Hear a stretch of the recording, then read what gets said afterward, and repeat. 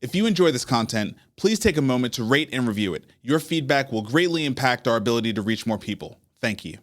Hey, man. How's it going? It's going well. I'm traveling and you're back in Nashville. I know. Last week when we talked, I thought that we were going to be together, but now you're out of town. Yeah. I'm doing well. I don't know, a lot going on in the world, but it seems like in general, I feel good about it. Yeah, same. I feel like this was one of the better weeks work-wise. It feels like things are starting to kind of calm down. January was just a lot, in the world, and then ice storms in Nashville and all sorts of crazy stuff. But weather's a little bit warmer. Political climate outside of Epstein seems to be, a little bit more stagnant. And, that gives us a moment to think a little bit. So. Yeah. But there's certainly a lot happening in the world. You compiled some great stories for us to run through today, so I'm eager to jump in. All right, let's dig in.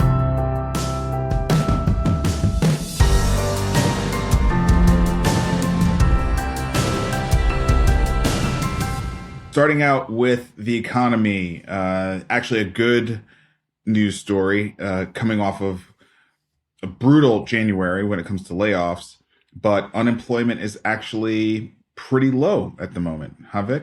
Yeah, unemployment fell a little bit, and 130 jobs were created in January, which was, as you can see from the chart, if you're watching on YouTube, huge uptick from December, and I don't know, some optimism there. Yeah, 130,000 jobs in January. Certainly, better than it's been for many months. I guess the last 5 months, 6 months, this is a real uptick. So that's very good. But, as you might have expected, the majority of those jobs are in healthcare, right? And so, I think that's good for us because we continue to feel that healthcare is a high touch, very human business. The regulations are simply not going to evolve fast enough to make a real impact in the labor market from a healthcare perspective. That friction continues to create value opportunities for our companies, especially on the heels of, the SaaS apocalypse that befell the stock market over the last week. But that concentration of only one industry really driving jobs is scary. I've been having conversations with people where they're starting to say, hey, what industries are safe? And, I certainly point to healthcare. I'm like, healthcare continues to employ people. There's a lot of friction in it. There's a lot of regulation in it. People's expectations and standards are very high.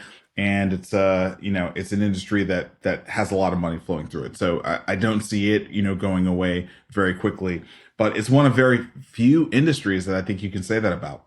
Yeah, I think that's right. I mean, the tech crowd is hiring, fewer and fewer employees. In general, they're growing, so that they'll still hire some, but healthcare is really the last place where we need a lot of people, and I think it will continue that way for a long time. And it's actually, I think, important to delivering care that there's a human around.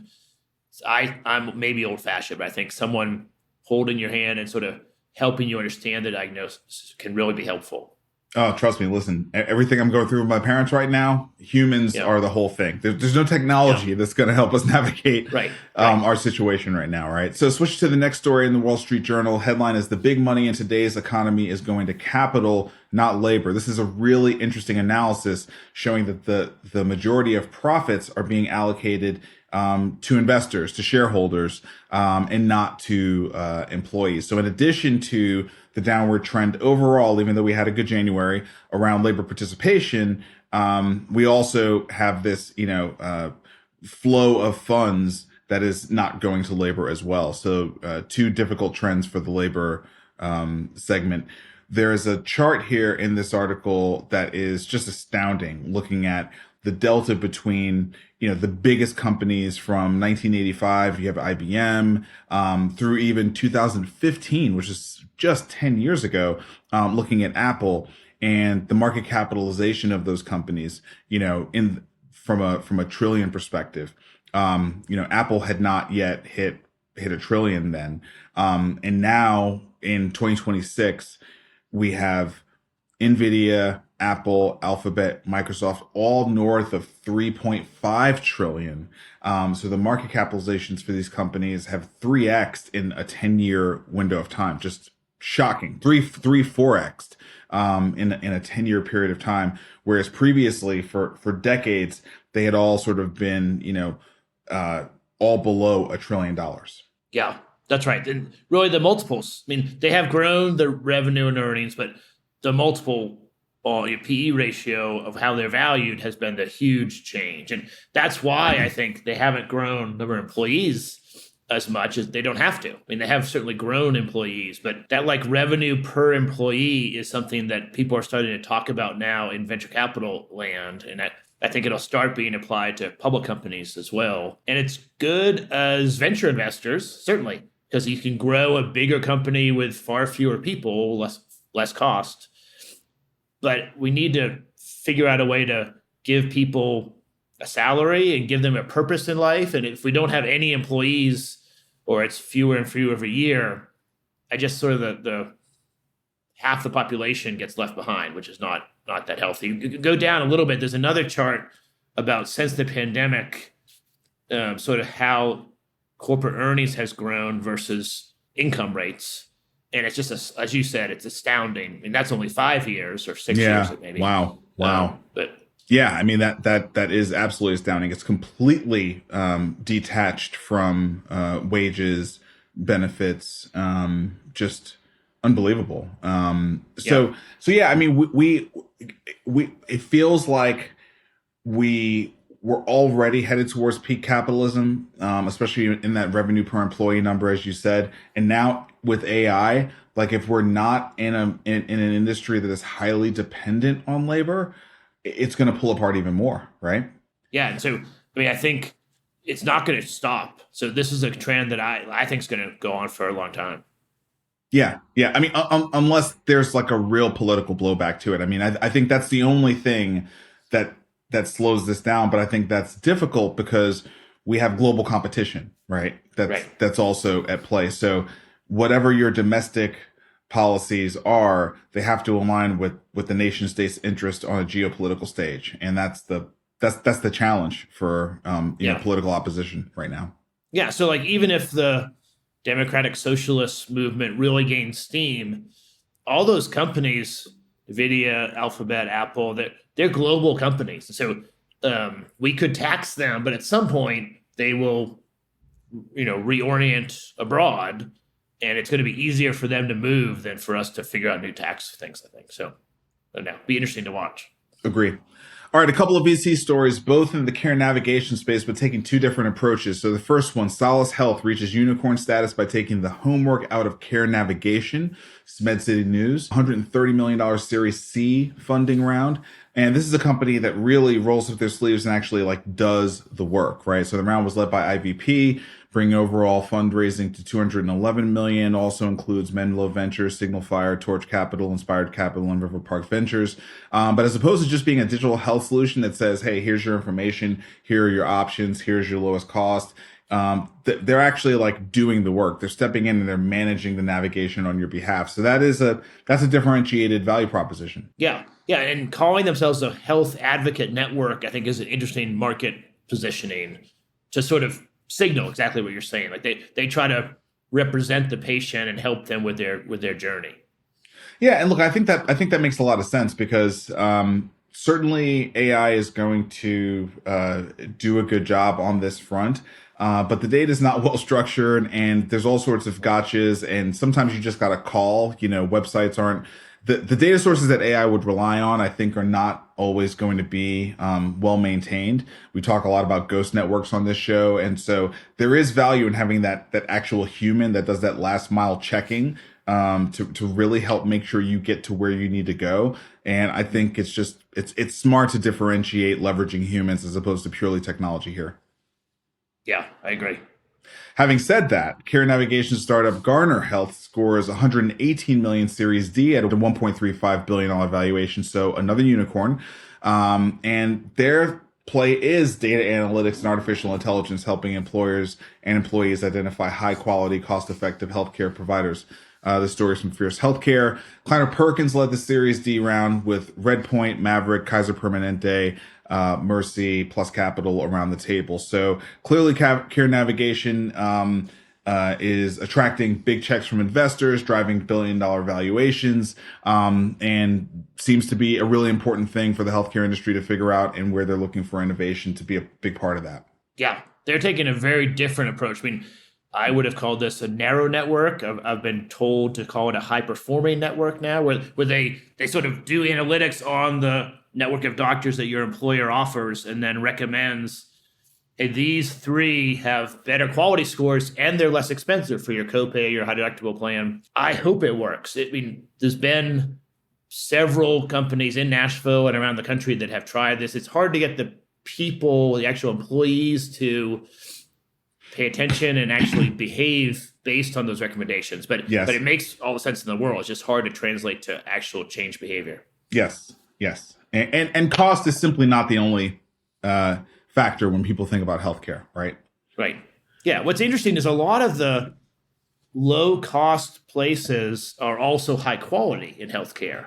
And so you can get both, but people don't think about their decisions like that. They just go for like the brand or who their friend said or something. Yes. I mean, while people do care about quality, they associate quality with familiarity, right?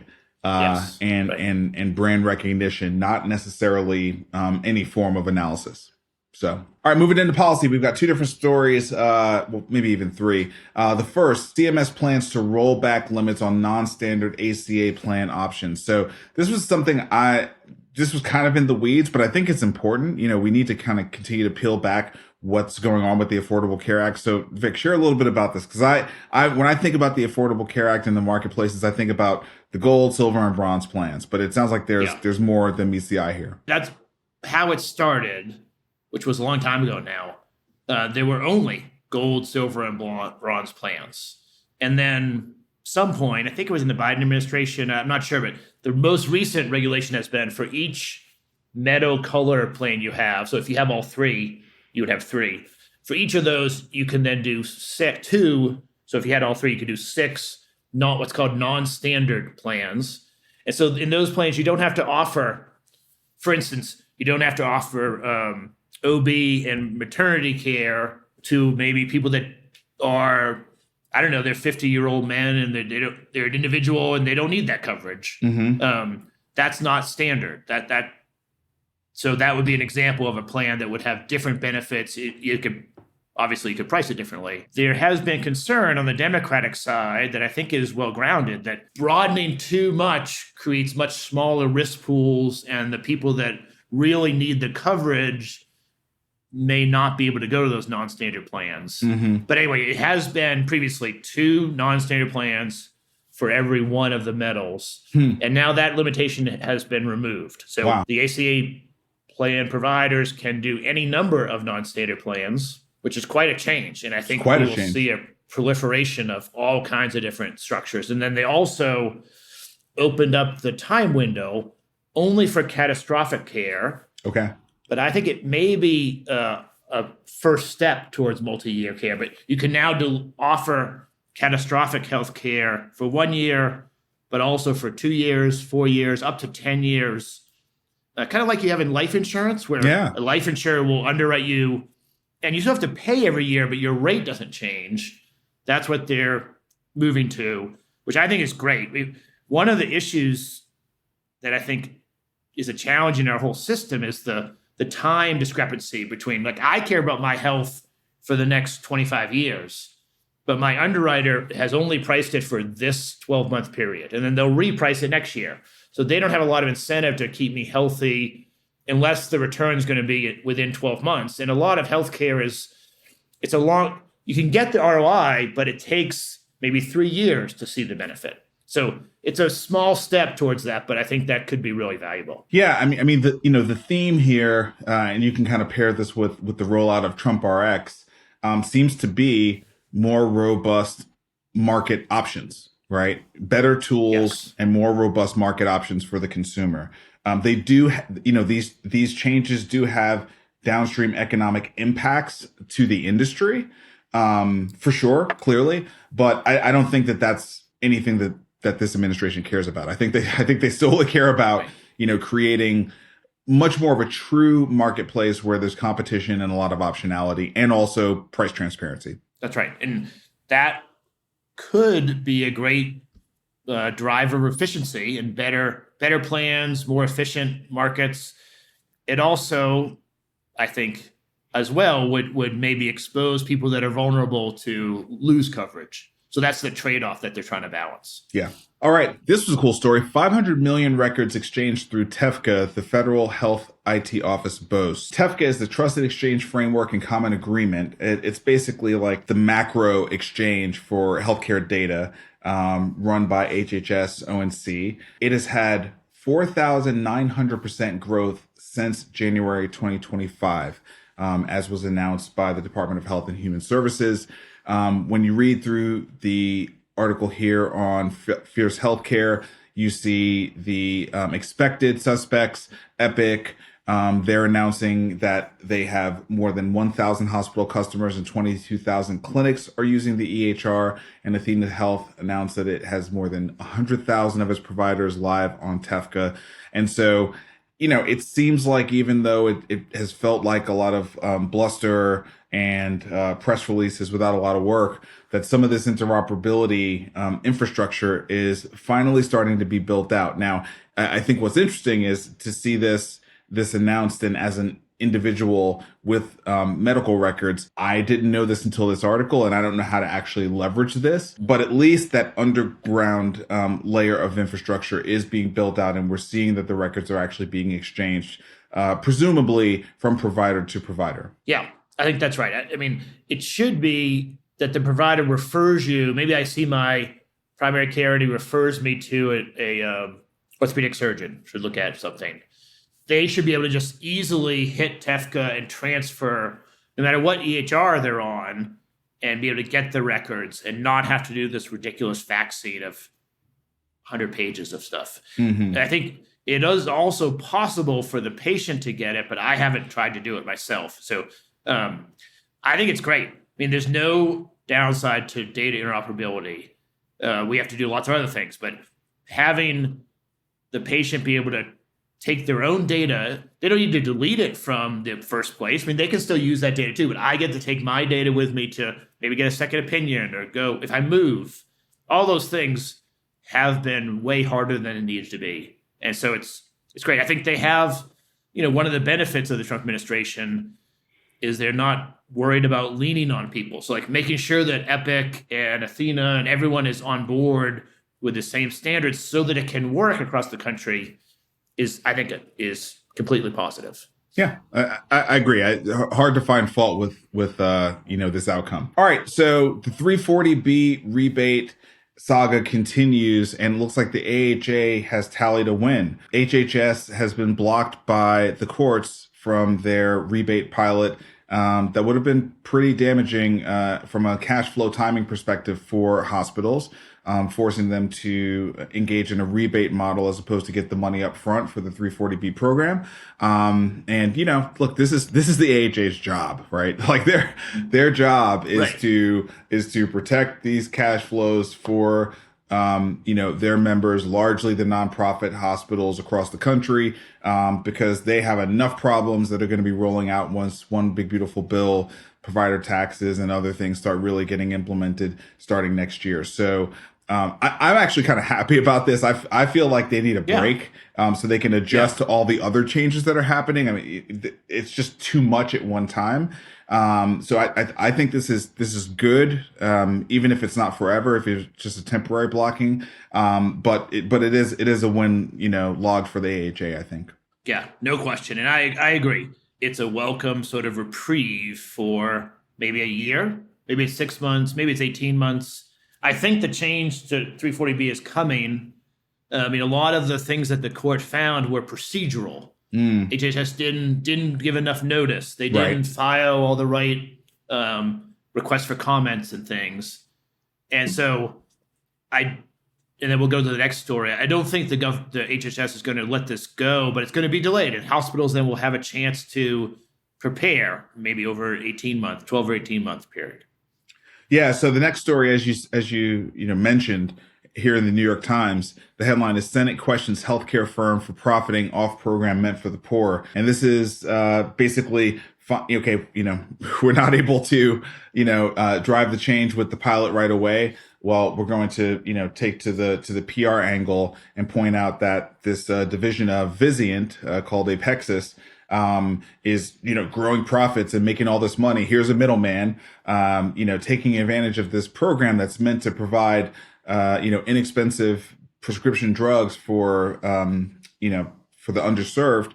In the country, but yet this company Apexis is just kind of like blowing up, right? So I agree. I think this is going to be a pretty relentless march from the GOP, on this 340B issue. I think they clearly have it in their sights, but for now, I think they're going to have to, settle for these types of PR, campaigns while, HHS configures how they're going to take this pilot to market. Yeah, no question. I mean, for a long time, there has been, let's say, complexity in the reimbursement structure. So hospital health systems maybe didn't get paid quite enough for some aspects that they're doing.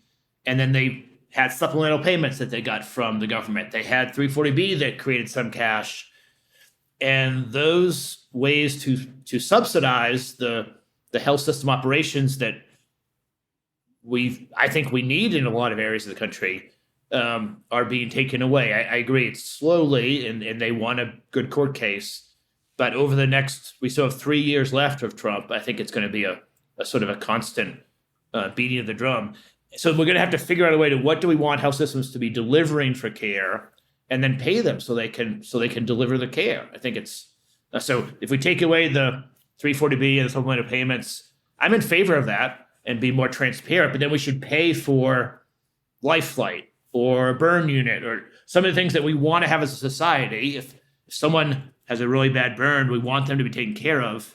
A lot of health systems lose a lot of money in those specialty areas. I think this will force a reckoning over time. All right, moving into payers. Let's start with Humana. You've got 3 stories back to back here, kind of recapping what is going on with Humana. So they reported their fourth quarter results and kind of par for the course with the payers. Revenue rose, so $32.52 billion from $29.29 billion, but earnings declined, right? And I think, again, the headline number here, the MLR rose to 93.1% from 92.1% the previous year. I mean, this is just, I don't know how you can operate in a market where, your medical loss, we're not even talking about the administrative costs, but your medical costs are 93% of like your overall budget. It's astounding. There's just no margin. Of course you're losing $1 billion this year, right? Compared to a loss of $862 million the year prior.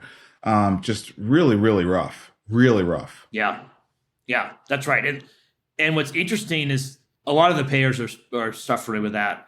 Humana's leadership team is like all in for growth, right? So we lose money in every transaction, but we're going to grow 40%, and so we'll lose more next year.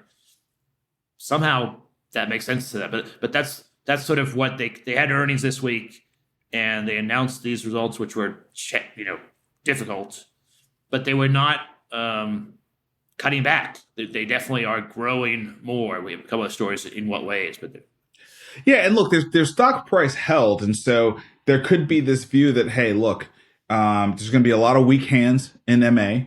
We're going to pick up where those weak hands shake out.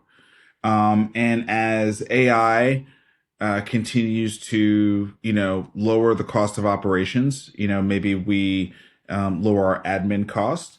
The next story talks about how Humana is hinting at an upcoming primary care deal. Their CenterWell platform is doing quite well, over 25% growth year over year. And, maybe we offset some of the losses with this care delivery business. And then at some point, maybe the administration political winds change and we will have actually grown in a very, unattractive time to be in the MA space.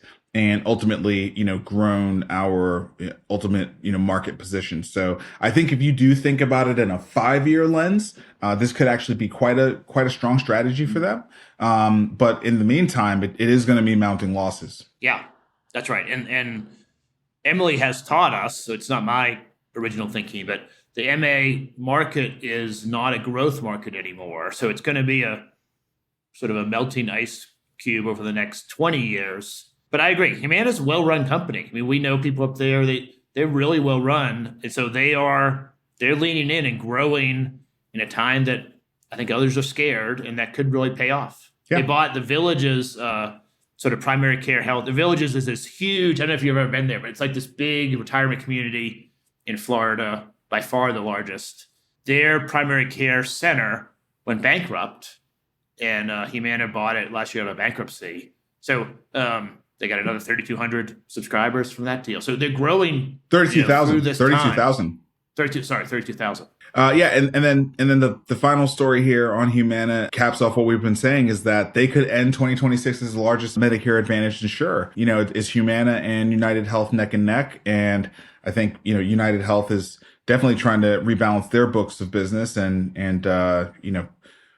have a better outcome. They've got a very broad book of business overall, commercial, Medicaid, all sorts of, lines of business over at United Health. Humana is very focused, and with their growth strategy, they could end up being the leader in MA. Yeah. So if that's the club you want to be in, I'm not sure that I want to be in it, but it'll be the biggest.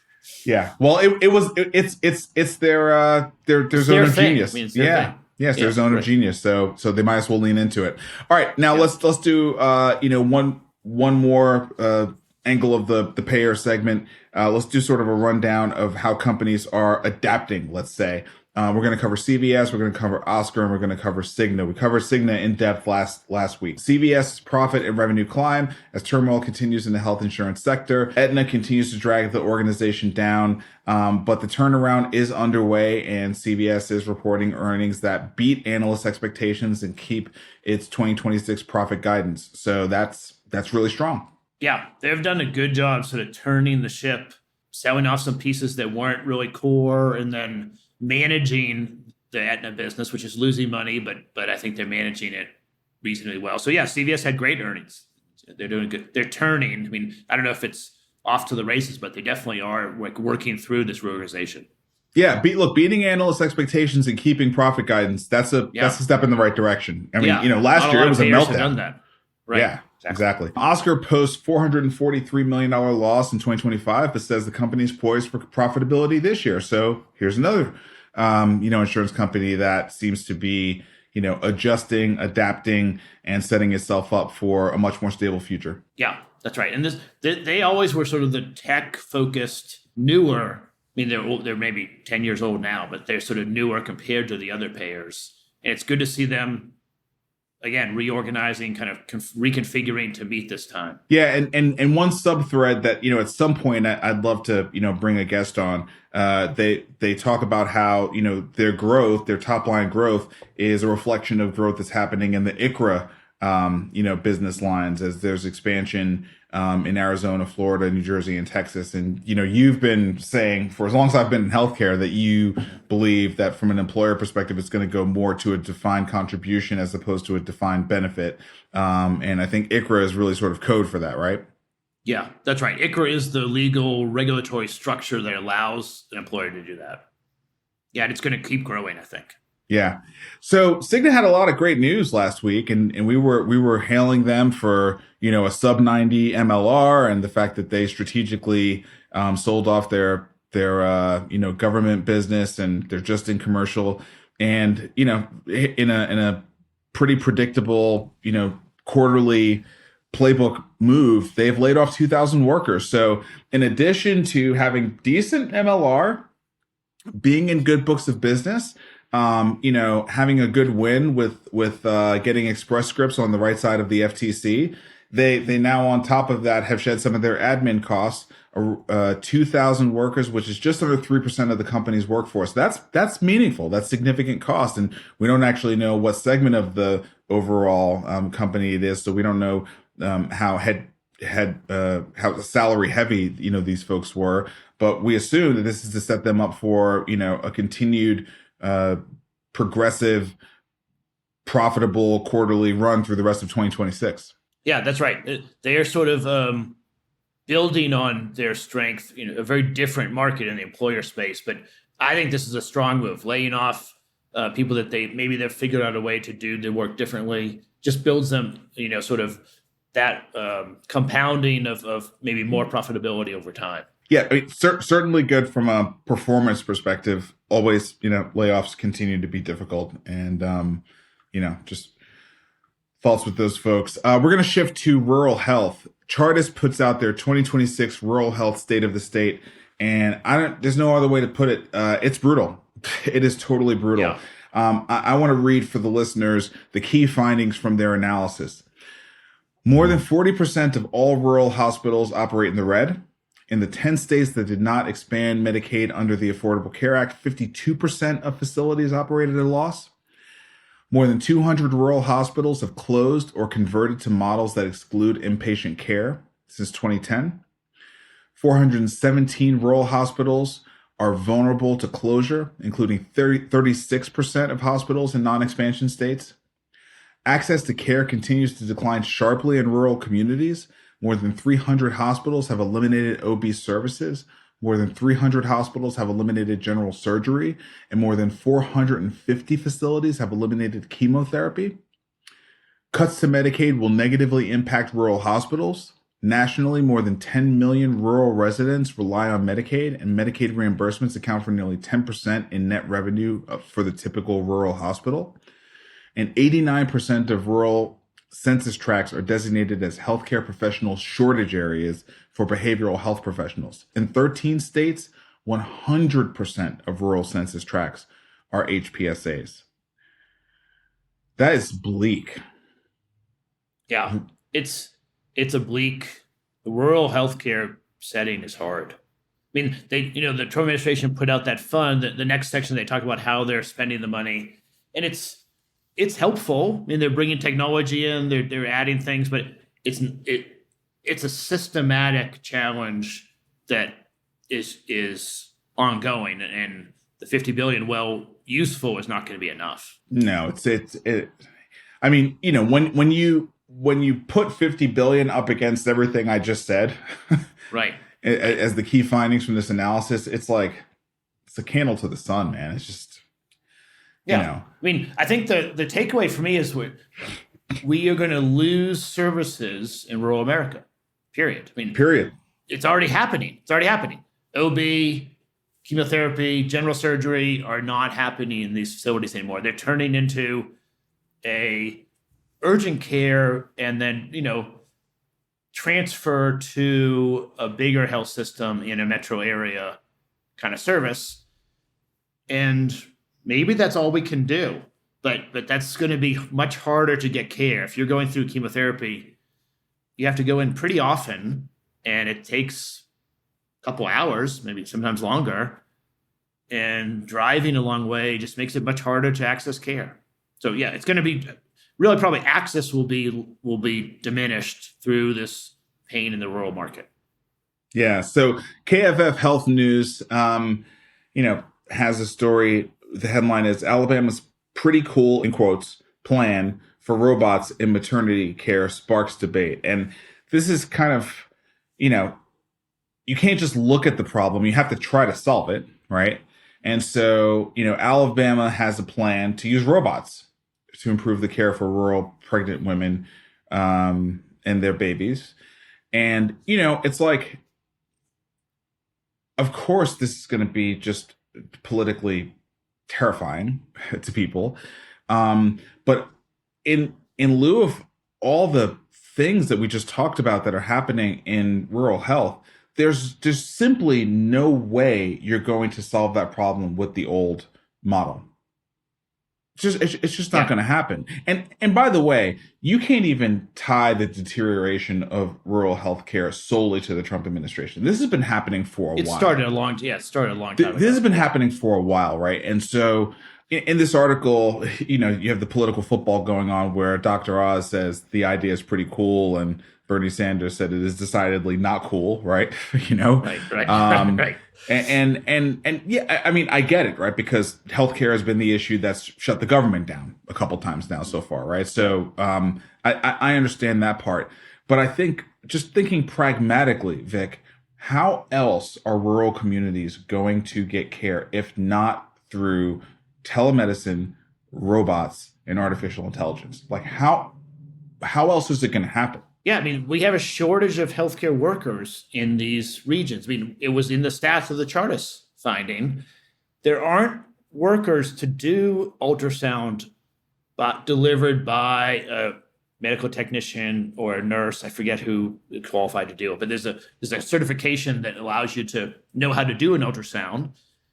And we don't have the people to do it, and they don't do enough of it that you could even really justify having someone in all these centers. And yet when a woman needs an ultrasound, I think it's great to have them be able to get into a local facility and there's a robot there, but there's a person helping with the, like, set it up and things. It's just not the same level of training and certifications you need.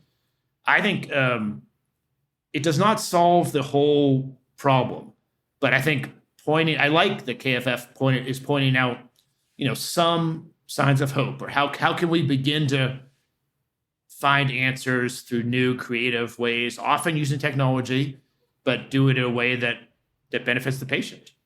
I mean, look, when you and I listen to podcasts and we hear Elon Musk talking about, the Optimus robots or any of that other kind of stuff, and, like, is everyone going to want an Optimus robot in their house for house cleaning purposes? I don't know. But is rural America going to need robots to deliver healthcare to the populations that are still there? Absolutely. Like, yes. Full stop. There's nothing that we are prepared to do at this point to address the severity of the situation that does not depend on artificial intelligence and robotics. It's just not. Yes. And an Optimist walking around a house or a provider group is very different than what they're doing here, where, yes, it's a robot, but it's a purpose-built robot to do ultrasounds on pregnant women. It is very niche. Now, I think it's wonderful, but it's not like it's going to break out and be the next Terminator. It's very kind of purpose-driven, and I think it has a really good use. Yeah, I'm stepping back from calling it wonderful. I'm calling it absolutely necessary. I think we spent the first part of this podcast talking about the importance of human to human connection, and I do think there's sort of a technical aspect of healthcare, and then there's like the care aspect of healthcare, right? Which is the benefit of humans taking care of other humans. And I think it's a great tragedy that we haven't been able to design a healthcare system in America that would fundamentally support people being able to give care to people in rural America as it stands today. Having said that, we are where we are. Right. We are where we are. And the fact that we have arrived at this time where technology can deliver that care, I think that is wonderful because we don't have any other options. Yeah, I agree. Let's talk pharma a little bit. Novo Nordisk escalates their fight against hims and hers. So this has been going on for, I don't know how long we've been talking about Novo and hims and hers. It's the Super Bowl was last year. Last year was when they kicked off their thing. That's right. That's right. Yeah. And so, Novo's trying to make a comeback with their pill, and, hims and hers is leveraging their distribution channels to sell the same thing. And I think Novo learned a lesson from last year and said, we can't even let these guys get out of the gate. We got to hit them with a lawsuit right away. So they hit them quickly. And I think the result is hims is, they've canceled their plans to sell the compounded GLP-1 pill. Yeah, I agree. Exactly. The pill, it's hard for me to imagine how it is compounding pharmacy when you create a pill that everyone's taking the same pill. It was shaky logic previously. Yeah. But I think you're exactly right. Novo learned, and the case is much stronger this year. So and I think it's good. Hims back down. They're doing fine. Novo did invest in the IP to create the pill, and I think they should have a chance to benefit from that. Yeah, I agree. We're not quite ready to have pharma invest all of the money and time and take all the risk that they do to bring something to market just to have some D2C branding company leverage all of that and compete with them from day one. That, you know what I mean? Like we're just not ready to have that type of environment. It's already scary enough in the software world. Like we need to kind of protect some of the the front end risk and capital that these companies put to bear. So I think this is a good outcome. Yeah. I mean, we once want something Novo hits and other generic. people. Sorry, Right, once exactly. something hits generic, okay, fine. But like right out of the gate, it's too much. It's too much. Yeah, we want to encourage Novo and others to invest in the next thing. And if they don't have confidence that there's kind of legal structures in place to allow them to make money, why would they be foolish to do new things? They would just try to steal from others. So it doesn't, I think it's better to have some kind of IP law. Yeah, agree. All right, so it's Anthropic time. Anthropic is clearly the AI company of this moment. I want to start with discussion about their Super Bowl ads. They rolled them out a week before the actual Super Bowl. The ads were brilliant, leveraging Dr. Dre, The Difference, which is, pretty epic song to have in your commercials. Yeah. And also unmistakable the message they're trying to get here. Anthropic is different from OpenAI, right? OpenAI is going to put ads into your chat conversations. That's a clear violation and creepy.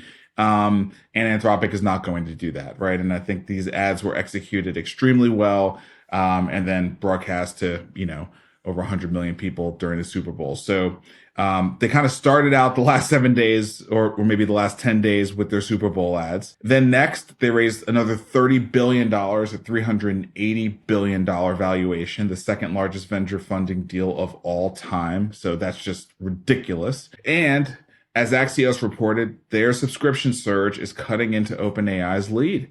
Over the last year, they've gone from sub 5%, penetration in terms of share of U.S. business to now having 20% share. So, OpenAI in that same period of time went from basically 20% to like 36%. So Anthropic is continuing to sort of cut the lead down and continuing to build their brand in really valuable ways. So I'll stop there because there is another side to the story for Anthropic over the last 7 to 10 days. But Vic, what say you about all these developments? Yeah, I mean, I'm an Anthropic fanboy, so I like Claude, I like Anthropic, and I think the ads resonated with me because they seem like they're reflecting my beliefs of the two companies that I already have. And OpenAI has, of course, responded saying, we're not doing ads that are portrayed like that. They're much safer. They're much nicer. At the end of the day, ads are ads, right? So like it is better to have an experience with no ads. And it's a different part of the market. Not everyone's going to want to pay a monthly subscription to not have ads. I think we have that in entertainment. So I'm not opposed to it, but it was a brilliant set of ads because it really did draw that distinction. And I think Anthropic is hitting on all cylinders. Let's talk about the next one next. But I think even the next part's not that negative. I don't know about that. Anthropic is known for being, kind of the conscientious AI company, right? Dario writes these exquisite, essays about the opportunity, but also the concern of integrating AI in all aspects of society and the job losses, but also the potential new industry creation, right? It's a bit of a philosopher king, right? You know what I mean? When it comes to the AI world. And they really position themselves as, truly being thoughtful around alignment. Claude has a constitution. Claude is here to align with us, right? And I think they do a pretty solid job on disclosures, right? Yeah. I think they do a pretty solid job on disclosures. So I get where you were headed with this.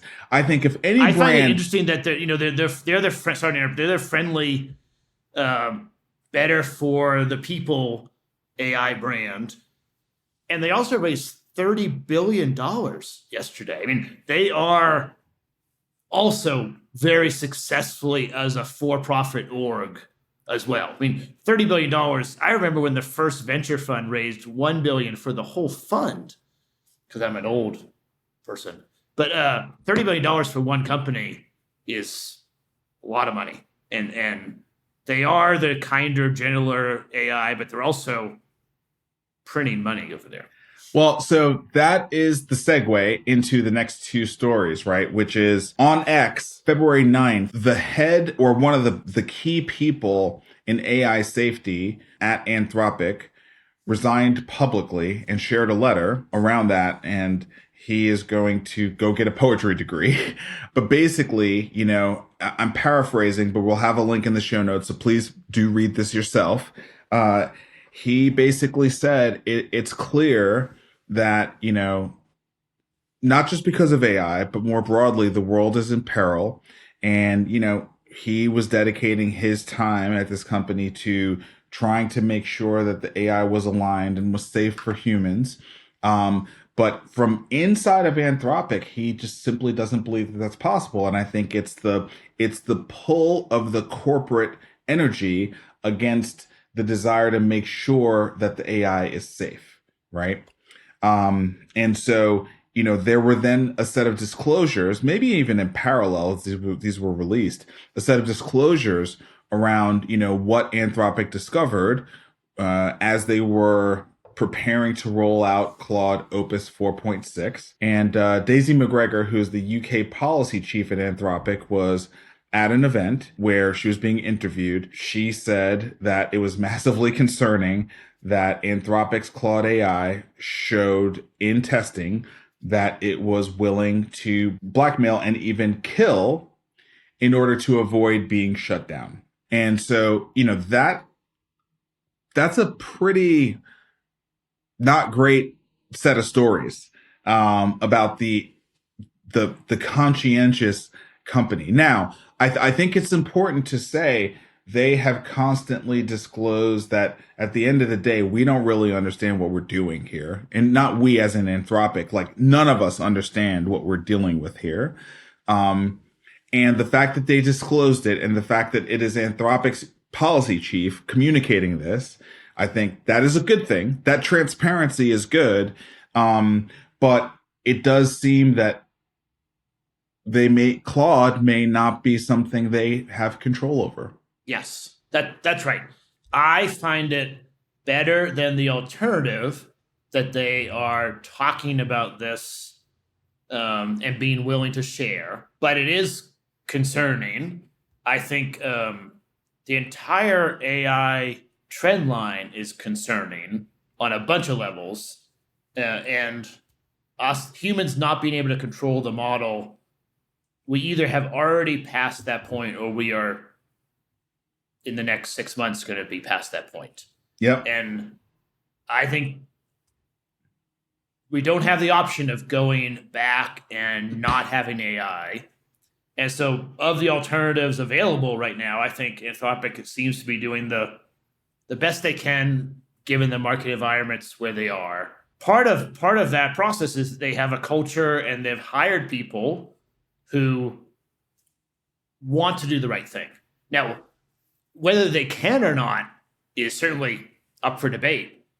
But compared to, I think Google also, I have trust that Google will try to be a good steward. Now they're also a profitable company. After that, I don't have a lot of confidence in the leadership of AI companies.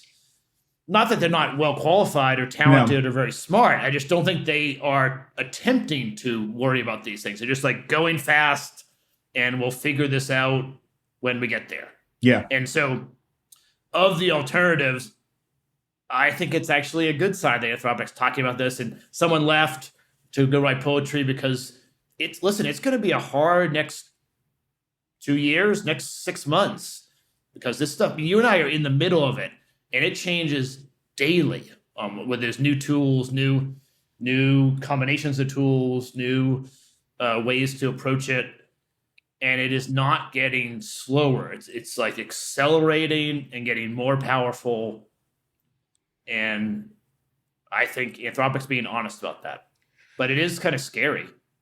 Yeah, I mean, this pulls me back all the way to the Eliezer Yudkowsky Bankless episode, Yeah. right? And Right. and a debate that I often see online where people and I remember having this conversation with Emily, right? People are trying to fit what is happening with artificial intelligence into the mental model of other technological, societal step change moments, right? Right. And they keep calling artificial intelligence a tool. And it's not clear yet if it's a tool,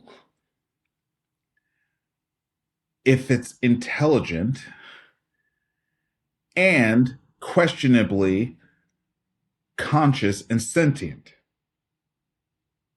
Right? And I think this is really at the core of what is so scary, right? Is we simply don't know. We can't even define what our own consciousness is. Right. You know what I mean? Yeah, I think that's right. And I'm not as worried about defining if Claude 4.6 or GPT 5.3 or Gemini 3 are conscious. I don't know if they are or not, but as they get better and better at portraying a conscious entity, it's hard for me to know what the difference is. Like if you can put yourself out there and appear like a conscious entity with a desire to continue and fight for your own existence, which is what this woman is talking about. Whether you're conscious or you're just really acting as if you're conscious, it's kind of the same thing. What I think we need to focus on is trying to be aligned, where the AI is aligned with humans so that we both are working towards the same broad goals. And that is very difficult. But I think eventually, and I don't know if eventually is 6 months or 6 years or 60 years, but there will be other types of consciousness in the, on the earth, on here. I don't know when it's going to come, but they're already getting, some people already think that their AI is conscious.